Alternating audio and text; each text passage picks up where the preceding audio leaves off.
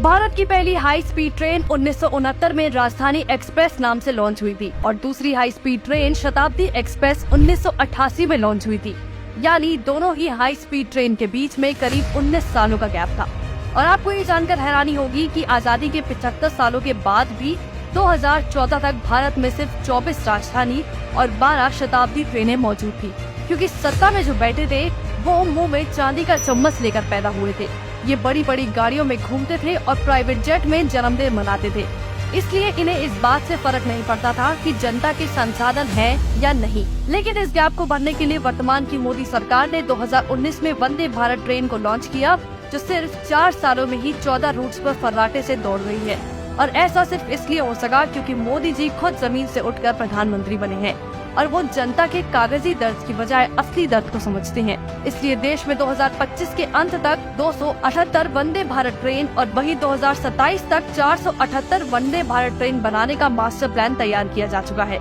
यानी सिर्फ 8 सालों में 478 वंदे भारत ट्रेन भारत की जनता को मिलने वाली है। आपकी जानकारी के लिए बता दें कि वंदे भारत ट्रेन पूरी तरह से मेड इन इंडिया है। इसके डिजाइन से लेकर इसके कोच तक को इंडिया में सिर्फ 18 महीनों के भीतर ही तैयार कर लिया गया था।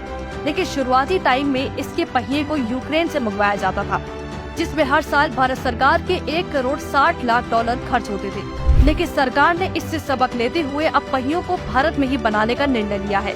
पहियों को बनाने का कॉन्ट्रैक्ट भारत की कंपनी को देना इसलिए भी जरूरी था क्योंकि आने वाले टाइम में वंदे भारत की मांग तेजी से बढ़ने वाली है, जिसके लिए लाखों पहियों की जरूरत पड़ने वाली है। और ऐसे में कोई विदेशी कंपनी भारत से पैसा लेकर जाए, ये वर्तमान सरकार को गवारा नहीं।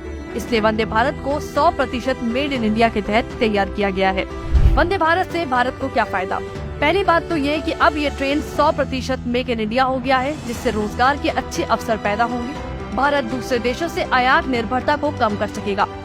हो सकता है कि रक्षा क्षेत्र की तरह पहिया निर्माण क्षेत्र में भारत रिकॉर्ड तोड़ निर्यात हासिल करने। देश का पैसा देश में ही रहेगा और जनता के भले के लिए ही इस्तेमाल होगा।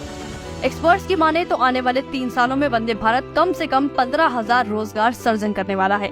आजादी के 75 सालों के बाद मोदी जी भी भारत की जनता के जिस सपने को पूरा कर रहे हैं वो आज से कई साल पहले ही पूरा हो जाना चाहिए था। लेकिन परिवारवाद से घिरी कांग्रेस सरकार ने न सिर्फ सत्ता को हथियाए रखा, बल्कि देश के विकास को भी कई साल पीछे कर दिया।